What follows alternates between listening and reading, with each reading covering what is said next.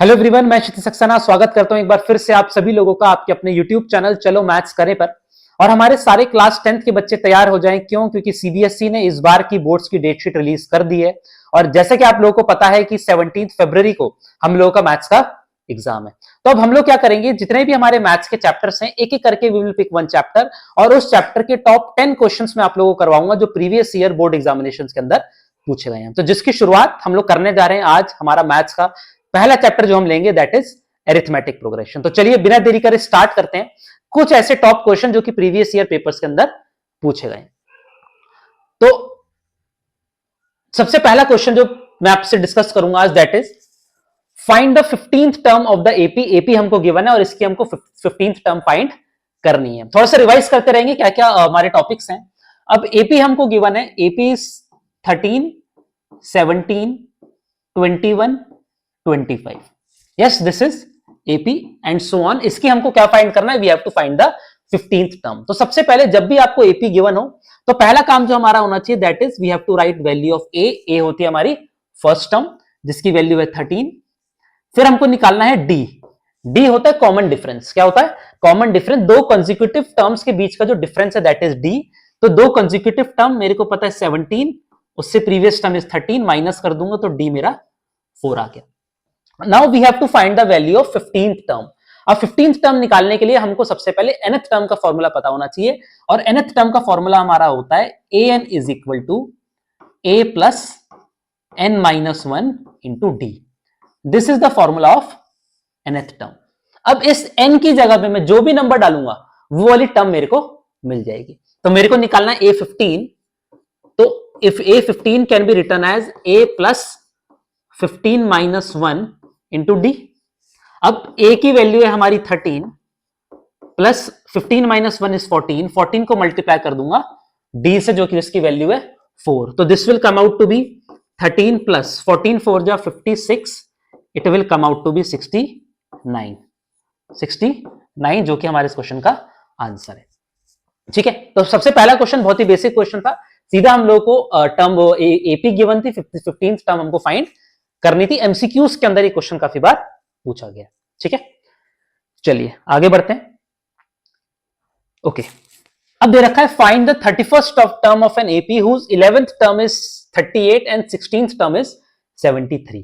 है ना। अब 11th टर्म हमको दे रखी है 38 एंड 16th टर्म हमको दे रखी है 73। अब कभी भी टर्म आपको दे रखी हो तो हम हमेशा हमको वहां पे सबसे पहले nth टर्म का फॉर्मूला यूज करना है। दोबारा नोट कर लेंगे, nth टर्म का formula is a plus n minus 1 into D. nth term का फॉर्मूला होता है a plus n minus 1 into d. अब ध्यान से देखिए 11th टर्म हमको 38 गिवन है तो इसको मैं कह सकता हूं a11 38 गिवन है और 16th टर्म मतलब a16 हमको 73 गिवन है। अब अगर 11th टर्म है तो क्या मैं 11th टर्म को a प्लस 10d लिख सकता हूं? क्यों? क्योंकि nth टर्म में पुट करूंगा तो 11 माइनस 1 कितना हो गया? 10 हो गया। और इसकी वैल्यू हम लोगों को गिवन है 38 और 16th टर्म हो जाएगी हमारी a प्लस 15d जिसकी वैल्यू हमको दे रखी है 73। क्या गिवन है?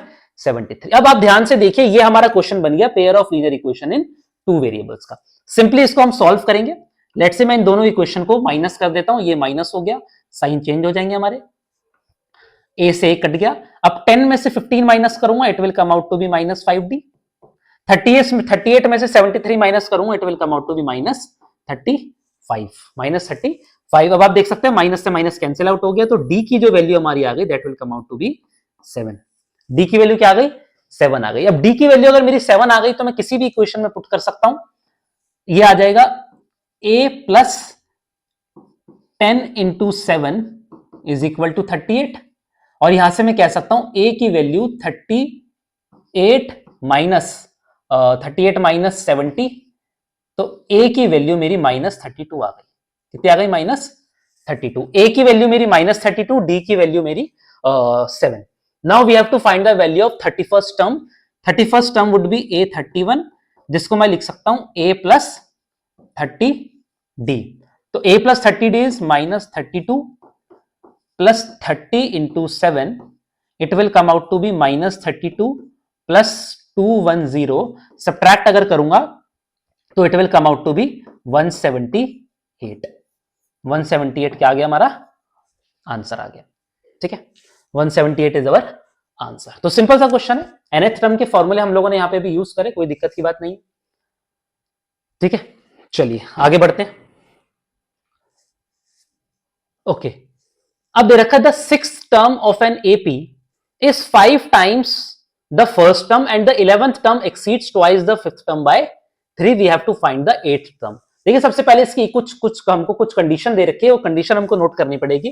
क्या गिवन है, six term of an AP, six term of an AP को मैं A6 कह सकता हूं, is 5 times the first term, 5 times the first term, और हमको पता है फर्स्ट टर्म हमारी A होती है, क्या होती है A, and the 11th term exceeds twice the fifth term by 3।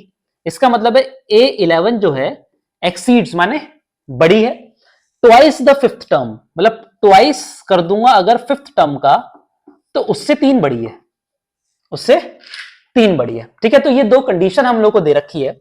अब इन कंडीशन को अगर मैं नोट करूं nth टर्म का फॉर्मूला लगा के, तो ये मेरा हो जाएगा a plus 5d equals to 5a, a plus 5d is equals to 5a हो गया।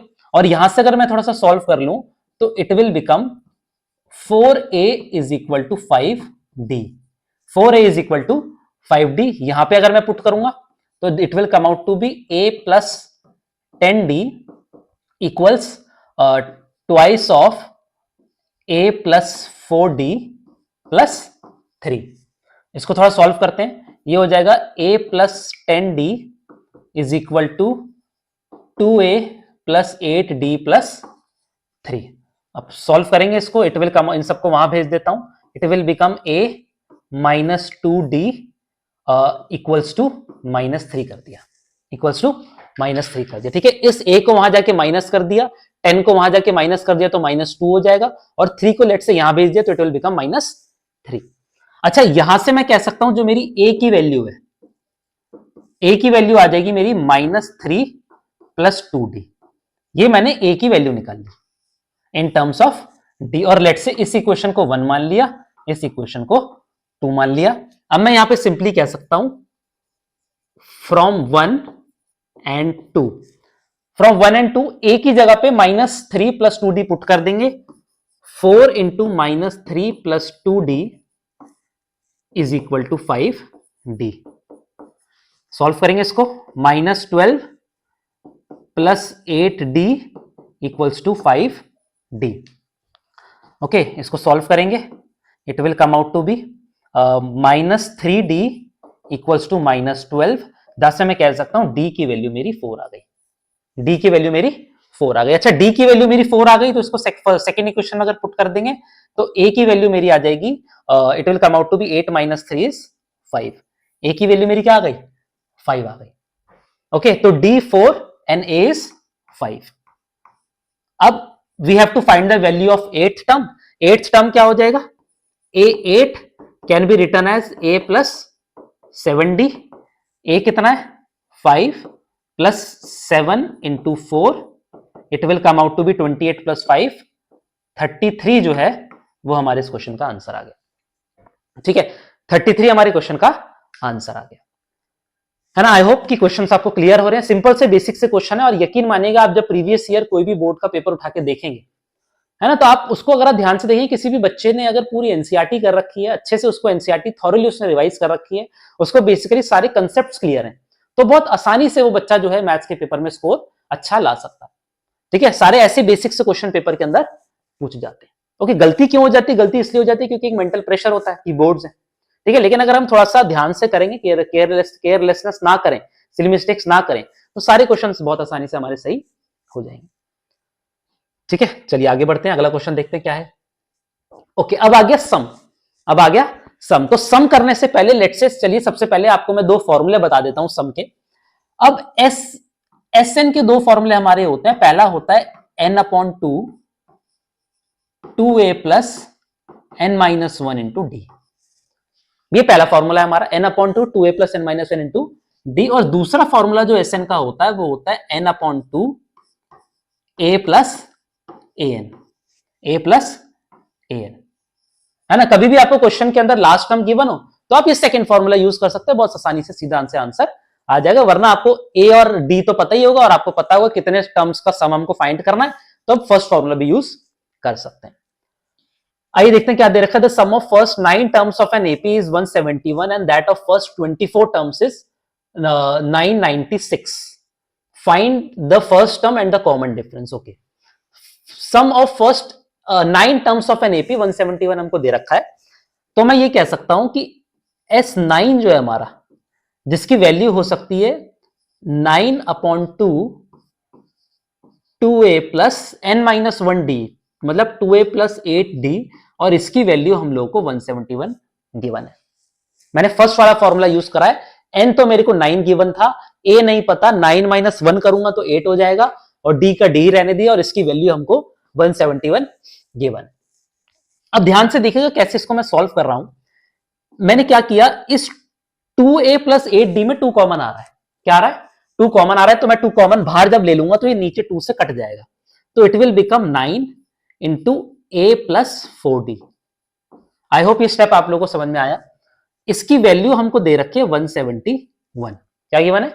171। अब यहां से a प्लस 4d की वैल्यू मैं अगर निकालना चाहूं तो वो हो जाएगा 171 डिवाइड बाय 9, और मेरे को पता है कि 9 का डिविजिबिलिटी रूल होता है, sum of digit should be divisible by 9। 1 7 और 1 को प्लस करूंगा तो 9 आ रहा है, इट इज डिविजिबल, और कट कर दूंगा इधर तो इट विल बिकम 19। तो a प्लस 4d की वैल्यू मेरी 19 आ गई। a प्लस 4d की वैल्यू मेरी क्या आ गई? 19 आ गई। दूसरा क्या दे रखा है? First 24 terms. अच्छा, जैसे 9 टर्म्स करा है वैसे 24 करेंगे। S24 इक्वल्स क्या हो जाएगा? n/2, मतलब 24/2 2a plus n minus 1, it means 23d, और इसकी वैल्यू हम लोगों को गिवन है 996। क्या गिवन है? 996। अब देखिए 24 से तो कट जाएगा, 12 आ जाएगा, 12 को नीचे भेज दूंगा तो 2a प्लस 23d की वैल्यू 996 डिवाइड बाय 12 आ गई। 996 डिवाइड बाय 12। अब सीधा सीधा इसको 3 से डिवाइड करेंगे, it will become 4, it will become 332। Okay, अब इसको सीधा 4 से डिवाइड करेंगे तो मेरे को पता है इट विल बिकम 80 और 3। तो 2a प्लस 23d की वैल्यू हमारी 83 आ गई। 2a प्लस 23d की वैल्यू हमारी कितनी आ गई? It will come out to be 83। ठीक है, अब दोबारा से pair of linear equation in two variables का क्वेश्चन बन गया है। फर्स्ट इक्वेशन दे रखी है, अब देखिए थोड़ा सा स्पेस कम है तो यहीं पे सॉल्व कर देता हूं। ओके, यहीं सॉल्व कर देंगे। ध्यान से देखिएगा, ये आपको 2a गिवन है, यहाँ पे a गिवन है, तो मैं इसको भी पूरे को 2 से मल्टीप्लाई कर दूंगा, तो ये बन जाएगा 2a plus 8d is equal to 38। 2a plus 8d is equal to 38। अब सिंबल चेंज कर देंगे, सब्ट्रैक्ट कर देंगे इसको, इससे ये कट जाएगा। 28 में से अगर मैं सॉरी 23 में से अगर मैं 8 माइनस करूंगा तो it will come out to be 15d equals 83 में से 38 अगर मैं माइनस करूंगा तो it will come out to be 45। तो यहां से d की वैल्यू मेरी 45 डिवाइड बाय 15 करूंगा तो 3 आ गई। d की वैल्यू क्या आ गई? 3 आ गई। d की वैल्यू अगर 3 आ गई तो उसको यहां पे अगर पुट कर दूंगा मैं, है ना, अगर उसको इस इक्वेशन में पुट कर देंगे तो it will come out to be a plus 4 into 3 equals 19, a plus 12 19, और a की वैल्यू मेरी 7 आ गई।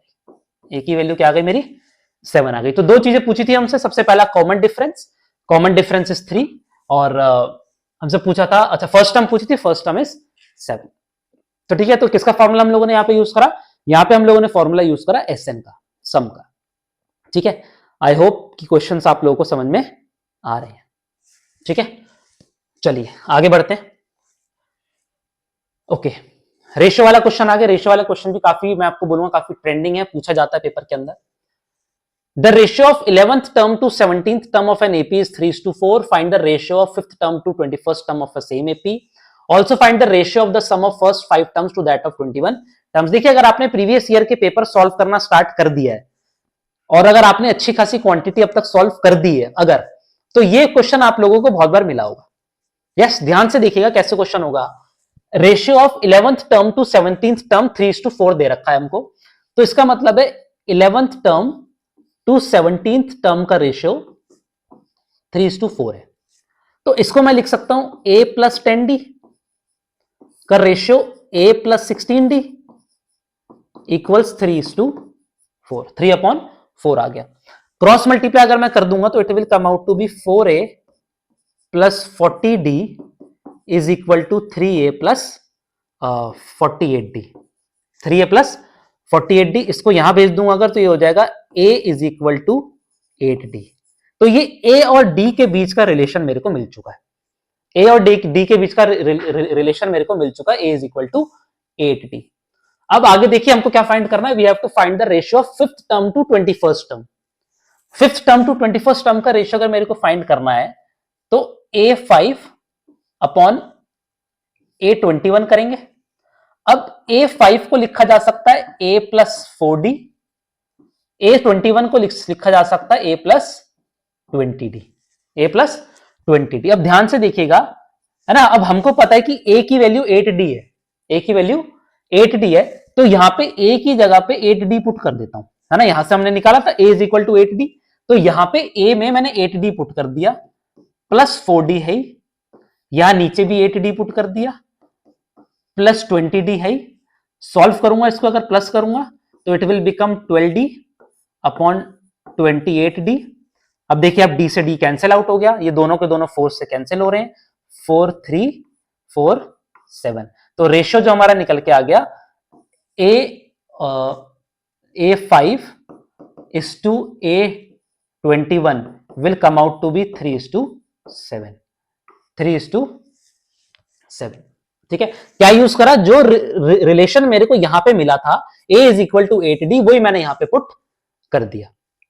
ठीक है, वही मैंने यहां पे पुट कर दिया, 3:7 हमारा रेशियो आ गया। अभी क्वेश्चन खत्म नहीं हुआ, क्वेश्चन में पूछा गया also find the ratio of the sum of first 5 terms to the sum of first 21 terms. मतलब अब हमको S5 अपॉन S21 भी करना है। फॉर्मूला पुट करेंगे, S5 का फॉर्मूला क्या होगा, 5/2 2a प्लस 4d, ये हो जाएगा 21/2 2a plus 20d, 2a plus 20d। अब देखिए, सबसे पहले ये 2 और ये 2 तो कट गया, ठीक है, ये 2 और ये 2 कट गया। अब अंदर 5 मल्टीप्लाई करने की नीड नहीं है, हमको पता है a की वैल्यू 8d है, a की वैल्यू 8d है, तो यहां पे a की जगह पे 8d पुट कर दूंगा। ध्यान से देखिएगा कैसे करना है, ये हो जाएगा 8d, इसका मतलब है 8 2 जा 16d plus 4d 21, this will also become 16d plus 20d plus 20d, तो इट विल बिकम 5। देखिए, ये हो जाएगा 5 इंटू 20d, ये हो जाएगा 21 इंटू 36d। अब देखिए, आप d से d तो कैंसिल आउट हो गया, d से d तो कैंसिल आउट हो गया, और क्या कैंसिल हो रहा है यहाँ पे, ये दोनों कैंसिल हो रहे हैं 4 से, तो ये हो गया 5, ये हो गया 9, तो it will come out to be 5 5 जा 25 अपॉन 21 इंटू 9 अगर मैं करूंगा तो it will come out to be 189। तो 25:189 ये हमारा आंसर आ गया, है ना। This is the ratio of sum of first 5 terms to the ratio of first 21 terms. ठीक है, आई होप कि पूरा क्वेश्चन आप लोगों को स्टेप बाय स्टेप समझ में आया कि किस तरीके से कब मैंने कौन से फॉर्मूले को यूज किया है। ठीक है, ओके, सिंपल सा क्वेश्चन था, ज्यादा कोई मुश्किल नहीं है, फॉर्मूले याद होने चाहिए। सबसे इंपॉर्टेंट चीज है कि कब कहां पे कौन सा फॉर्मूला आपको यूज करना है, वो चीज आनी चाहिए। ठीक है, चलिए आगे बढ़ते हैं। ओके, क्या दे रखा, the sum of first 3 numbers of an AP, sorry, the sum of 3 numbers of an AP is 12 and the sum of their cubes is 288. We have to find the numbers. Okay, ध्यान से देखिएगा, अब ये थोड़ा सा tricky question हो जाता है अगर आपको एक प्रॉपर स्टेप नहीं पता, तो अगर आपको प्रॉपर स्टेप नहीं पता है थोड़ा सा ट्रिकी बन जाएगा। अच्छा, सबसे पहले थोड़ा डिस्कस करते हैं। हमको पता है कि एपी के अंदर फर्स्ट टर्म में हम कोई भी एक टर्म को ऐड करते हैं, फिर वही सेम टर्म सेकेंड टर्म में ऐड करेंगे, वही सेम टर्म थर्ड टर्म में ऐड करेंगे। बेसिकली कॉमन डिफरेंस जो होता है दैट इज सेम, तो फर्स्ट टर्म हमारी ए होती है, फर्स्ट टर्म हमारी ए होती है, और सेकंड टर्म निकालने के लिए मैं ए प्लस डी कर दूंगा। क्या कर दूंगा? ए प्लस डी। अच्छा, और थर्ड टर्म निकालनी है मेरे को, तो मैं ए प्लस टू डी कर दूंगा, इसमें एक और डी ऐड कर दूंगा तो ए प्लस टू डी हो गया। तो ये तीन टर्म मेरी एपी की हो गई। लेकिन ध्यान से मुझे सोच के बताइए, अगर मैं यहां से टुवर्ड्स राइट जा रहा हूं, क्या करके? डी को प्लस करके, तो क्या इन द सेम वे मैं यहां से लेफ्ट में नहीं जा सकता डी को माइनस करके? बिल्कुल जा सकता हूं। मैं क्या लिख सकता हूं? मान लेता हूं ए से पहली टर्म मेरी ए माइनस डी होगी, ए माइनस डी। अब आप मुझे बताइए, इस ए माइनस डी में अगर मैं प्लस डी करूंगा तो भी तो मैं इस पे पहुंचूंगा, ए पे। सही कह रहा हूं? अगर मैं इस ए माइनस डी में डी प्लस कर दूं तो ये डी से डी कट जाएगा और मैं किससे पहुंच जाऊंगा? उससे आगे वाली टर्म में पहुंच जाऊंगा। फिर मैं दोबारा डी ऐड कर दूंगा तो इस पे आ जाऊंगा, दोबारा डी से ऐड कर दूंगा तो इस पे आ जाऊंगा। तो मतलब जहां पे हम लोगों ने पहली टर्म को ए माना, क्या वहीं पे मैं आज अपने पहली टर्म को ए माइनस डी नहीं मान सकता? बिल्कुल मान सकता हूं। तो यहां से मैं एक चीज लूंगा कि let the three terms of AP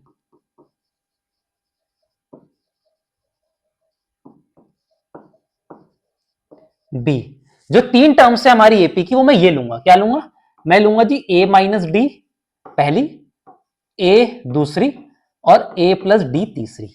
ये तीन टर्म मैंने लिए एपी की, है ना। ए से स्टार्ट नहीं करना, ए से स्टार्ट नहीं करना। हम लोगों ने ए माइनस डी से स्टार्ट किया। बात तो वही है, common difference should be same. AP क्या होता है? जिसमें कॉमन डिफरेंस सेम होना चाहिए। आप चाहे नंबर के राइट में जाओ, चाहे नंबर के लेफ्ट में जाओ। अब ऐसा हम लोगों ने क्यों किया? क्यों? क्योंकि हमको गिवन है sum of three terms of an AP is 12। तीन टर्म्स का सम अगर हमको 12 गिवन है, तो इसका मतलब है कि ए माइनस डी प्लस ए प्लस डी का सम 12 है। ध्यान से देखिएगा, ये पहली टर्म हो गई, ये दूसरी टर्म हो गई, ये तीसरी टर्म हो गई।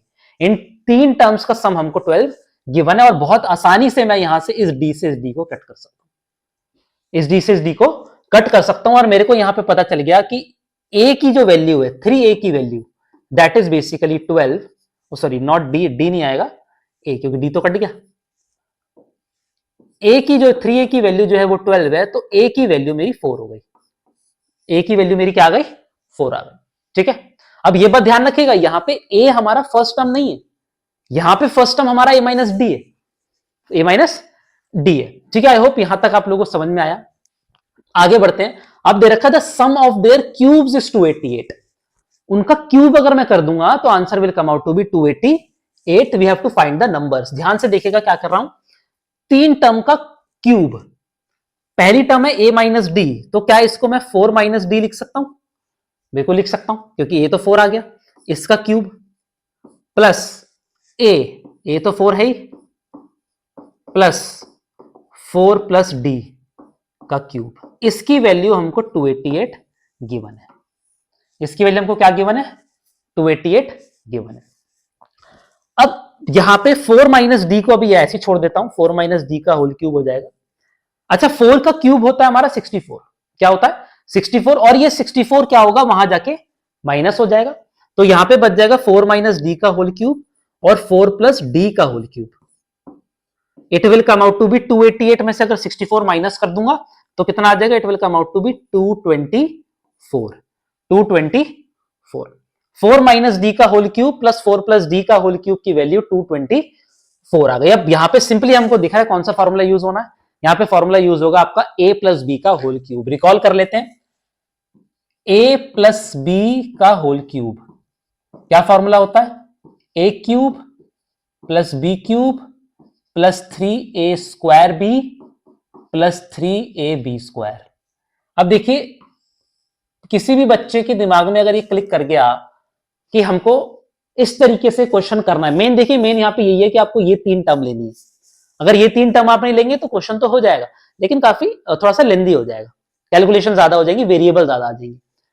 अच्छा, ये भी आ गया किसी बच्चे को, लेकिन अगर कोई बच्चा यहां अटक गया कि a माइनस बी और a प्लस बी का होल क्यूब का फॉर्मूला क्या होता है, तो देखिए फिर तो क्वेश्चन सॉल्व नहीं होगा। और ये बात आपको ये पता है, ये बात आप ये फॉर्मूले आपने 9th क्लास में पढ़े होंगे पॉलिनोमियल चैप्टर के अंदर।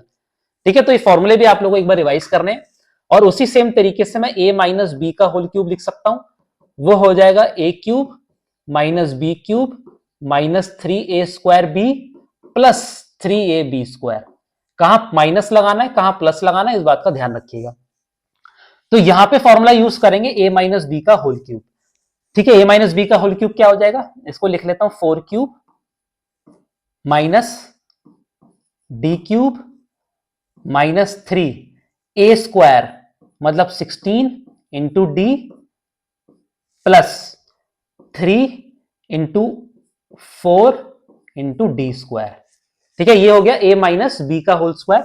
इसके साथ में प्लस क्या है, a प्लस बी, तो this it will come out to be 4 cube plus d cube plus 3 into 16d और प्लस 3 इंटू 4d स्क्वायर, और इसकी वैल्यू हमको 224 हम लोगों ने निकाल दी है। ठीक है, 224 निकाल दिए। अब ध्यान से देखिएगा, कैलकुलेशन करनी है, डी क्यूब से डी क्यूब कट गया, हमको दिख रहा है डी क्यूब से डी क्यूब हमारा कट गया, और भी कुछ कटेगा, ध्यान से देखिएगा, और भी कुछ कटेगा। यहां पे हो जाएगा, देखिए माइनस 3 इंटू 16 इंटू डी, ये प्लस है, तो देखिए ये भी कट गया, है ना। ध्यान रखिएगा कि जो नंबर कट रहा है उसको पहले काट दीजिए, वरना ऐसी कैलकुलेशन को इंक्रीज करने का कोई फायदा नहीं होता। अब और कुछ नहीं कट रहा हमारा यहाँ पे। ठीक है, अब इसको सॉल्व करते हैं। 4 का cube will become 64, it will become 64, ये हो जाएगा प्लस 12d स्क्वायर, ये भी हो जाएगा 64, ये भी हो जाएगा plus 12d square, it is 224। Okay, तो 24d स्क्वायर की वैल्यू 224 माइनस 128 आ गई। 64 हो जाएगा, तो 224 में से 128 अगर माइनस कर देंगे तो this will come out to be, okay, it will come out to be 96। तो 24d स्क्वायर की वैल्यू 96 आ गई। यहां से d स्क्वायर की वैल्यू मैं 4 कह सकता हूं, डी स्क्वायर की वैल्यू कह सकता हूं 4 कह दिया। अब ध्यान से देखिएगा, डी स्क्वायर की वैल्यू अगर 4 आई है तो जो डी की वैल्यू मेरी 2 निकल के आएंगी, एक तो +2 निकल के आएगी और एक -2 निकल के आएगी। ये अगेन दोबारा से बहुत इंपॉर्टेंट चीज यहां पे आ जाती है कि डी की 2 वैल्यू आएंगी। कितनी आएंगी, 2 वैल्यू। ठीक है, अब हमसे हमारा ए भी निकल गया है, हमारा डी भी निकल गया है। Now we have to find the numbers. तो हमारे जो नंबर होंगे, अच्छा ए 1 है लेकिन डी 2 है, तो ये बात तो बहुत क्लियर है कि हमारी एपी कितनी बनेंगी, 2 बनेंगी। तो हम यहां पे लिखेंगे द नंबर्स आर। देखिए पहला है ए माइनस डी, अगर डी को मैं 2 ले लूं, +2 ले लूं, तो पहला नंबर हो जाएगा हमारा ए माइनस, सॉरी ए की वैल्यू भी लिख लेते हैं कितनी है, 4 - 2, 4 और 4 + 2। ठीक है, ये हमारे नंबर हो गए। क्या क्या हो जाएंगे, this will come out to be 2, 4 और 6, 2, 4 और 6। और क्या हो सकते हैं हमारे नंबर, अब अगर मैं -2 ले लूं तो ये हो जाएगा 4 माइनस माइनस इज +2, 4 और ये हो जाएगा 4 - 2, 6, 4, 2। तो ये 2 हमारे नंबर्स से निकल के आ गए हैं। पहले सेट ऑफ नंबर्स हमारा हो सकता है 2, 4 और 6, दूसरे सेट ऑफ नंबर हमारा हो सकता है 6, 4 और 2। ठीक है, तो ये हमारा क्या निकल के आ गया, ये हमारे 2 नंबर निकल के आ गए जो हमारे इस क्वेश्चन का आंसर है। ठीक है, अब देखिए इस क्वेश्चन को ना, थोड़ा सा तो लेंदी क्वेश्चन था, लेकिन ये बात ध्यान रखिएगा, यहां पे सबसे इंपॉर्टेंट चीज आपकी एक तो ये आ जाती है, ओके, एक तो ये आ जाती है कि कब कहां पे आपको एपी को कैसे लेना है। खाली ऐसे नहीं कि ए प्लस डी, A+2D, A+3D। देखिए क्या पता रिवर्स में भी आपको लिखना पड़े। उसके बाद बहुत इंपॉर्टेंट चीज यहां पे ये आ जाती है, अगर मान लीजिए ये आपको फॉर्मूला याद नहीं होगा ना, तो आपका ये क्वेश्चन होगा नहीं। फिर एक बच्चा ट्रेडिशनल तरीके क्या करता है, इसको 3 बार लिखेगा, फिर उसको मल्टीप्लाई करेगा, और उसमें क्या जाए, उसमें ऑब्वियसली बता टाइम वेस्ट हो जाएगा आपका। ठीक है, तो ये नंबर हमारे आ चुके हैं। अब अगर हमको इसको चेक करना है तो हम इसको चेक भी कर सकते हैं, है ना। सम तो हमको पता है कि सबका 12 भी आ रहा है, कोई दिक्कत नहीं। क्यूब अगर मैं चेक कर लूं तो ध्यान से देखिएगा, 2 का क्यूब होता है 8, 4 का होता है 64, इसका होता है 216। 64 और 216 को प्लस करूंगा तो 280 तो आ ही गया, साथ में 8 और प्लस कर दूंगा तो 288 आ जाएगा। तो इसका मतलब है हमारा जो आंसर निकल के आया वो बिल्कुल सही है। ठीक है, तो ध्यान रखिएगा ऐसी कुछ। अच्छा ये भी बहुत जरूरी है कि डी की 2 वैल्यू निकल रही, डी की 2 वैल्यू निकल रही। जिस बच्चे ने एक वैल्यू निकाल के सीधा 2, 4 और 6 लिख दिया, टीचर के पास पूरी राइट है उसके 1 या 2 नंबर को काटने की। ठीक है, तो ये बात का ध्यान रखिएगा। आई होप कि क्वेश्चन पूरा का पूरा आपको स्टेप बाय स्टेप समझ में आया। चलिए आगे बढ़ते हैं। Okay, find the sum of all the natural numbers lying between 100 and 200 which are divisible by 4, lying between 100 and 200 divisible by 4। तो सबसे पहले हमको लिखना है numbers between 100 and 200 divisible by 4 are. कौन कौन से नंबर है? देखिए, बिटवीन 100 एंड 200 है, तो सबसे पहले तो हमको पता है कि 104 होगा, फिर 108 होगा, फिर करते जाऊंगा तो 196 आ जाएगा। क्या आ जाएगा? 196 आ जाएगा, है ना। अब ये बात ध्यान रखिएगा, हम लोगों ने सबसे पहले नंबर लिख लिया, हमको ये नहीं पता कि ये नंबर कितने हैं। क्या हमको पता है? हमको ये नहीं पता है कि ये नंबर कितने हैं, लेकिन यहां पे हमको लिखना है कि these numbers will form an AP. ये नंबर हमारे क्या फॉर्म करेंगे? एपी फॉर्म करेंगे। क्यों? क्योंकि इनका कॉमन डिफरेंस क्या होगा? 4 होगा, because each and every number is divisible by 4। तो एपी के अंदर जहां पे मेरा ए की वैल्यू 104 है, अच्छा डी की वैल्यू मेरी 4 है, और ध्यान से देखिएगा क्योंकि लास्ट टर्म हमारी 196 है, तो क्या मैं यहां पे nth टर्म को 196 लिख सकता हूं? बिल्कुल, nth टर्म को मैंने क्या लिख दिया? 196। अब nth टर्म अगर मेरी 196 हो गई, तो nth टर्म का फॉर्मूला मेरे को पता है, वो होता है a plus n minus 1 into D. nth term is 196, a की value is 104 plus n minus 1, D is 4। D is 4। यहां से हमको क्या समझ में आएगा? यहां से हमको ये नंबर पता चलेगा कि जो 196 है वो मेरा किस, मतलब कौन सा नंबर है, किस पोजीशन पे वो नंबर लाई करता है, या मैं बोलूंगा कौन सी टर्म है मेरी एपी की। इसको यहां पे माइनस कर दूंगा तो it will become n minus 1 into 4 equals to 92। तो n माइनस 1 की वैल्यू 92 डिवाइड बाय 4 आ गई। इसको मैं लिख सकता हूं 23, तो जहां से मेरी n की वैल्यू 24 आ गई। इसका मतलब यह है कि जो 196 है वो मेरा 24th टर्म है। क्या है? 24th टर्म है। अब हमको सम फाइंड करना है। सम फाइंड करने के लिए मैं यूज करूंगा S n is equal to n upon 2 a plus a n. ध्यान से देखिएगा, ए प्लस ए एन इसलिए यूज करा है क्योंकि यहां पे हमको ए एन की वैल्यू पता है। जरूरी नहीं कि सारे क्वेश्चंस में आप लोगों को ए एन की वैल्यू पता हो, बट यहां पे हमको पता है। वैल्यू पुट करेंगे, it will come out to be S 24 which can be written as 24 divide by 2। A is 104 plus a n is 196। इसको तो कट कर दूंगा, दिस विल बिकम 12। तो 12 मल्टीप्लाइड बाय, इसको अगर मैं प्लस करूंगा it will come out to be 300।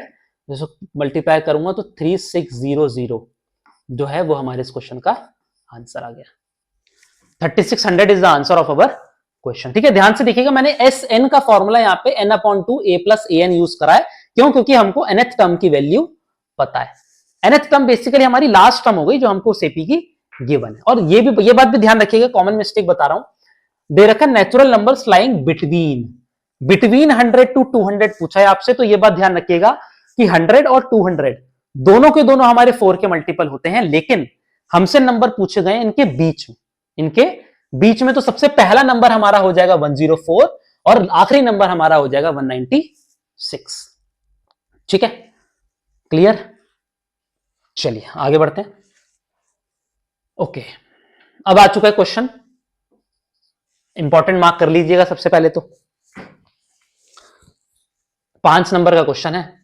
क्या दे रखा? 14, 21, 28, 35 and 26, 39, 52, 65 are the two arithmetic progressions such that their pth term of arithmetic progression is same as the qth term of second arithmetic progression. Derive the relation between p and q. कुछ find नहीं करना, आपको बस relation बताना है p and q के बीच में। Show your working. तो हमको AP क्या गिवन है? AP गिवन है हमको यहाँ पे, फर्स्ट केस में AP गिवन है 14, 21, 28, 35, और सेकेंड केस में जो एपी हमको गिवन है that is given as 26, 39, 52, 65 and so on. ठीक है, अब एपी गिवन है तो सबसे पहले क्या लिखेंगे हम लोग, लिखेंगे जी इसका ए जो है दैट इज 14, डी जो है दैट इज 7, इसका ए जो है वो हो जाएगा हमारा 26, इसका डी जो है वो हमारा हो जाएगा 13। ओके, अब हमको गिवन है पीएथ टर्म ऑफ दिस एपी, मतलब इसकी पीएथ टर्म जो है क्या हो जाएगी, पीएथ टर्म बेसिकली हो गया ए रेस टू द, मतलब उसका जो नीचे लिखेंगे पी लिखेंगे, जैसे हम nth टर्म लिखते हैं वैसे हम लोगों ने यहाँ पे पी लिखा, और ये हो जाएगा a plus P minus one into D, it will become a plus P minus one into d. अब a की वैल्यू हमको पता है 14 है, प्लस देखिए p माइनस वन का कुछ नहीं कर सकते, d की वैल्यू 7 है, तो ये हमारी pth टर्म आ गई, ये क्या आ गई हमारी pth टर्म आ गई। उसी सेम तरीके से यहां पे qth टर्म पूछा गया है, तो qth term would B a plus q minus one into d. अब a की वैल्यू हमको यहाँ पे 26 गिवन है, प्लस q का कुछ नहीं कर सकते इंटू 13, तो ये आ जाएगा आपका a Q, this will be a Q. अब ये बात ध्यान रखिएगा, अकॉर्डिंग टू द क्वेश्चन हमको pth टर्म और qth टर्म इक्वल गिवन है, क्या गिवन है, इक्वल गिवन है, तो इन दोनों को अगर मैं इक्वेट कर दूंगा तो I can write 14 plus p minus one into D, sorry D की जगह पे भी 7 लिख देते हैं, 7 equals 26 plus q minus one into 13। अब देखिए जो सॉल्व हो रहा है उसको सॉल्व करेंगे, सबसे पहले ये ब्रैकेट को अंदर मल्टीप्लाई कर देता हूं, it will become 14 plus 7p minus 7 equals 26 plus 13q minus 13।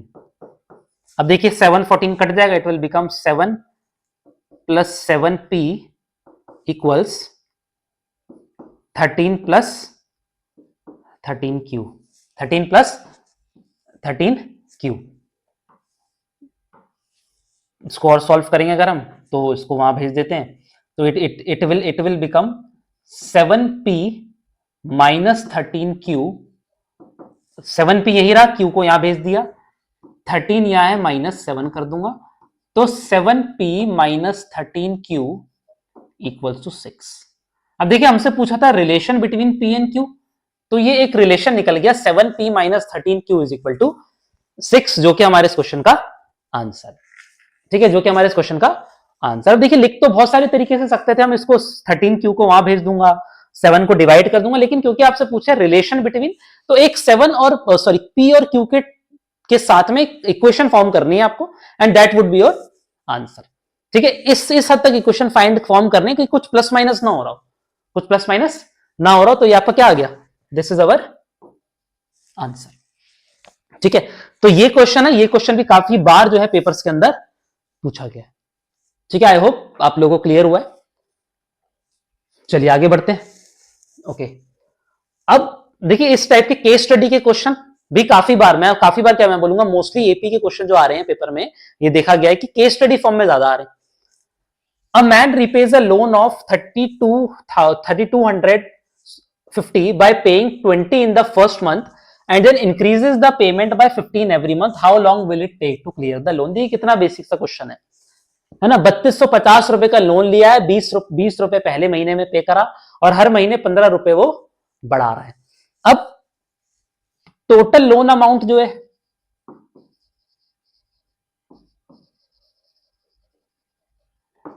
जिसको मैं SN भी कह सकता हूं, इट इज 3250, है ना। अब इसको मैंने SN क्यों बोला, इसको मैंने SN इसलिए बोला क्योंकि सारे के सारे हर महीने का पैसा जोड़ जोड़ के उसको 3250 बनाना है, तो बेसिकली क्या हो गया, this is the SN।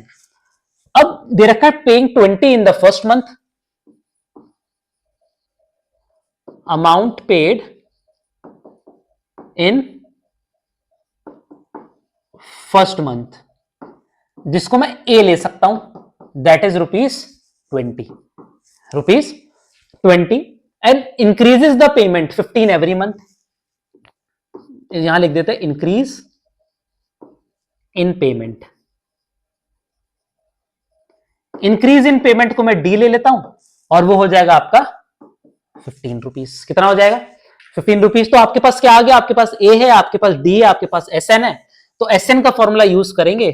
S n is n upon 2a plus n minus 1 into D.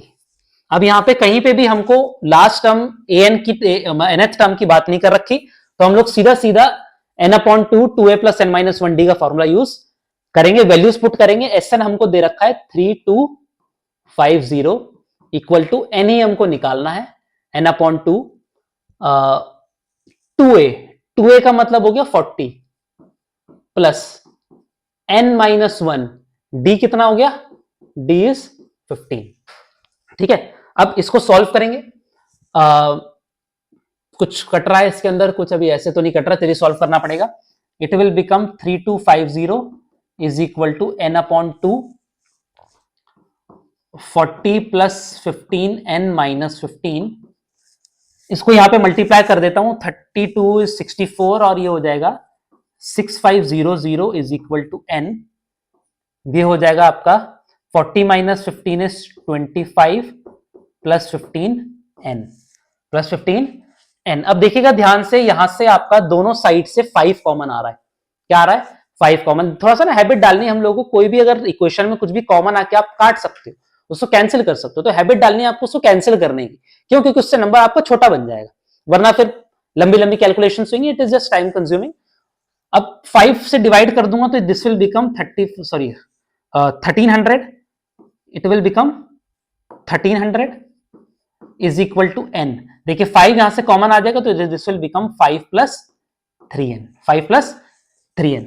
ये हो जाएगा आपका 1300 is equal to 3n square plus 5n। तो हमारी क्वाड्रेटिक इक्वेशन बन रही है 3n square plus 5n minus 1300 equals to 0। ठीक है, अब इसको हमको सॉल्व करना है। क्या करना है हमको, इसको सॉल्व करना है। ठीक है, 1300 के फैक्टर अगर मैं बनाऊंगा तो 13 तो हो ही गया, बचा 100, उसको मैं 2255 लिख सकता हूं, और एक 3 और मेरे पास है, एक 3 और मेरे पास है। ठीक है, फैक्टर्स बनाते हैं। ओके, बन गए। ये हो जाएगा 65, बाकी हो जाएगा 60। तो this can be written as 3n square minus, देखिए minus 60n plus 65n minus 1300 equals 0। थोड़ा सा स्पेस कम है तो इसको मैं यहां नोट कर लेता हूं। ठीक है, ये ध्यान रखिएगा, इसको मैं यहां नोट कर रहा हूं। यहां से कॉमन आ जाएगा हमारा 3n, यहां से कॉमन आ जाएगा मेरा 3n, बचेगा मेरा n माइनस 20, वहां से कॉमन आ जाएगा मेरा प्लस 65, वहां बचेगा मेरा n माइनस 20 इक्वल्स 0। तो ये हो जाएगा 3n plus 65 into n minus 20 equal 0। तो n की एक वैल्यू मेरी माइनस 65 अपॉन 3 आ गई और n की दूसरी वैल्यू मेरी 20 आ गई। अब ध्यान से देखिएगा, हमको दे रखा है how long will it take to clear the loan. अब हाउ लॉन्ग का मतलब टाइम की बात कर रहे हैं, है ना, कितना टाइम उसको लगेगा, कितने मंथ उसको लगेंगे लोन को रीपे करने में। तो लोन कभी भी नेगेटिव नहीं हो सकता, सॉरी टाइम कभी भी नेगेटिव नहीं हो सकता कि उसको माइनस 65 अपॉन 3 मंथ्स लग रहे हैं, ऐसा नहीं हो सकता। तो यहां पे ध्यान रखिएगा, हम लिख देंगे ignoring the negative term, ignoring the negative term. तो हमारा जो नंबर ऑफ मंथ्स हो गया, number of months, those number of months will come out to be 20 months. 20 महीने उसको लग जाएंगे अपने लोन को रीपे करने के लिए, जो कि हमारे इस क्वेश्चन का आंसर है। ठीक है, जो कि हमारे इस क्वेश्चन का आंसर है। आई होप कि क्वेश्चन जो थोड़ा सा केस बेस्ड क्वेश्चन था वो आप लोगों को समझ में आया। इसके अंदर क्वाड्रेटिक इक्वेशंस का यूज हुआ है बेसिकली, है ना। और यहाँ पे भी एक इंपॉर्टेंट चीज ये आ जाती है, मैंने यहाँ पे देखिए 5 को कॉमन लेके कट कर दिया था, उससे क्या हो गया, उससे हमारी कैलकुलेशन थोड़ी छोटी हो गई। ओके, और ध्यान रखिएगा जब इतने सारे क्वेश्चंस आपके पास होते हैं, कहीं पे भी कैलकुलेशन में अगर बच्चा अटक गया तो थोड़ा सा एक पैनिक सिचुएशन आ जाती है, उस चीज से हमको बचना है। कहीं पे भी कॉमन अगर आ रहा है तो आप फटाफट से कॉमन लेके कट कर दीजिए, नंबर छोटा बन जाएगा, है ना, and it will be easy to calculate. ठीक है, आई होप क्वेश्चन समझ में आया। आइए आगे बढ़ते हैं। Okay, in an AP the sum of first n terms is इतना, find the first term and the common difference on AP, hence find the 15th term. देखिए इस टाइप का क्वेश्चन भी जो है ना बहुत ही ज्यादा अच्छा क्वेश्चन है, पूछा जाता है पेपर के अंदर, लेकिन बच्चे इसमें कभी कभी कंफ्यूज हो जाते हैं। तो ध्यान से देखिए, कंसेप्ट समझाऊंगा पूरा। अब अगर मैं कहीं पे लिख रहा हूं एस एन, और एस एन का फॉर्मूला मैं लिख रहा हूं N upon two A plus N minus one into D, और मान लेते हैं हमारे पास ए और डी सबकी वैल्यू है, सबकी वैल्यू है। तो यहां पे ये जो एन है ना, इस एन का मतलब क्या है?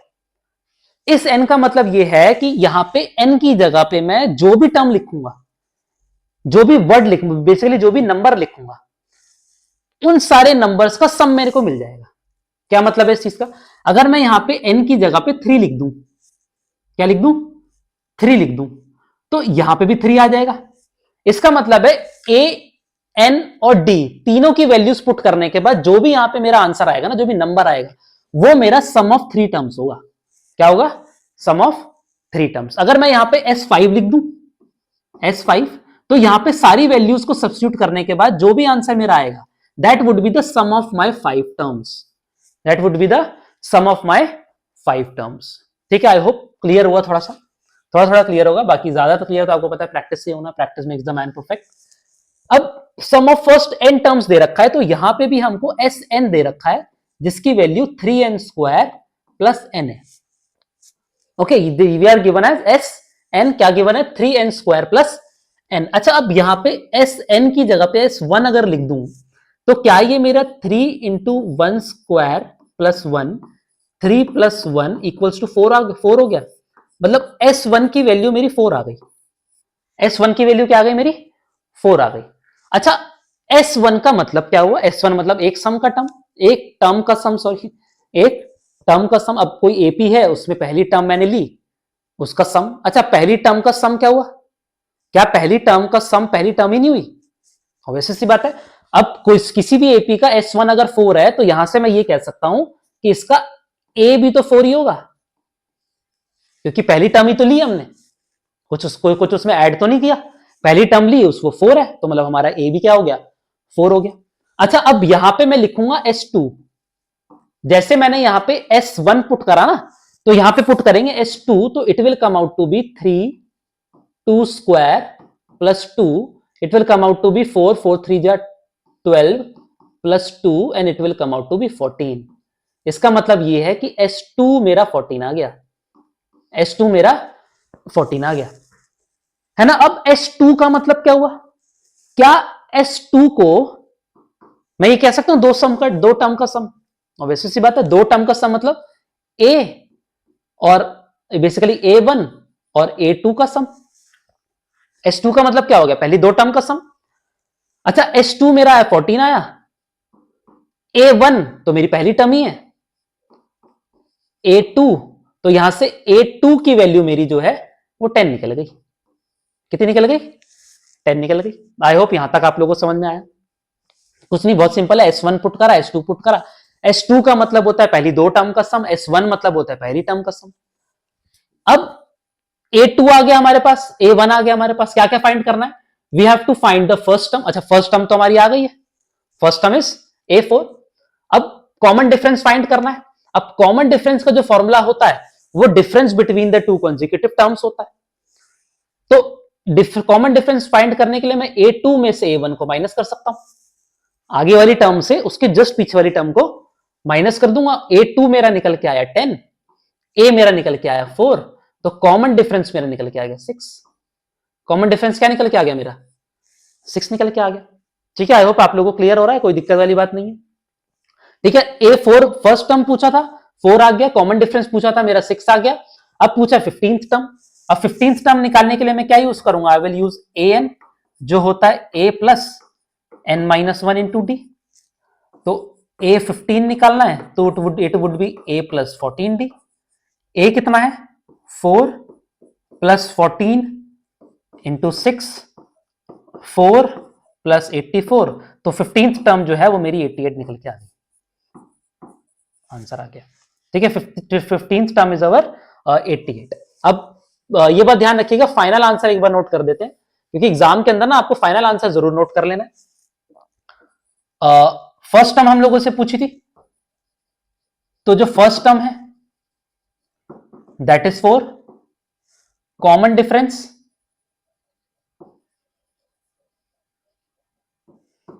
वो आ गया आपका कितना था 6, और 15th टर्म पूछी थी दैट इज 88। तो 3 चीजें पूछी थी, तीनों के तीनों हम लोगों ने फाइंड कर दी। ठीक है, तो ये इस क्वेश्चन को भी आप इंपॉर्टेंट मार्क कर लीजिए, क्योंकि इस टाइप का क्वेश्चन जिसमें आपको एस एन दे रखा है या जिसमें आपको ए एन दे रखा है, ऐसे क्वेश्चंस भी काफी बार पेपर के अंदर पूछे जाते हैं। ठीक है, आई होप कि ये क्वेश्चंस आपको क्लियर हुए। तो ये थे आपके बेसिकली टॉप 10 क्वेश्चंस एपी के अंदर, जो कि प्रीवियस ईयर एग्जामिनेशन के अंदर काफी बार पूछे गए हैं। आई होप सारे के सारे क्वेश्चंस आप लोगों को समझ में आए। क्वेश्चन समझ में आए, वीडियो अच्छी लगी तो वीडियो को लाइक करिएगा, शेयर करिएगा। चैनल सब्सक्राइब नहीं करा तो चैनल को सब्सक्राइब कर लीजिएगा, क्योंकि आने वाली वीडियोस जो मैं आपके लिए लेकर आने वाला हूं, मैथ्स का हर एक चैप्टर, क्लास 10th का जो उसके प्रीवियस ईयर में पूछे गए टॉप 10 क्वेश्चंस की प्रैक्टिस हम लोग करने वाले हैं। और मेक श्योर अगर आपको बोर्ड्स में अच्छे नंबर लाने हैं तो हर जगह से आप बस एक ही चीज सुनेंगे कि NCERT is must, NCERT is must. तो एनसीईआरटी सबसे पहले आप लोग को क्लियर करनी है, उसके बाद फिर आपकी जो सप्लीमेंट्री बुक्स हैं आरडीआरएस बहुत सारे हैं वो आप लोग रेफर कर सकते हैं। तो चलिए मिलते हैं अगली वीडियो के अंदर किसी और टॉपिक के साथ, कुछ और नए क्वेश्चंस के साथ। तब तक के लिए all the best and take care.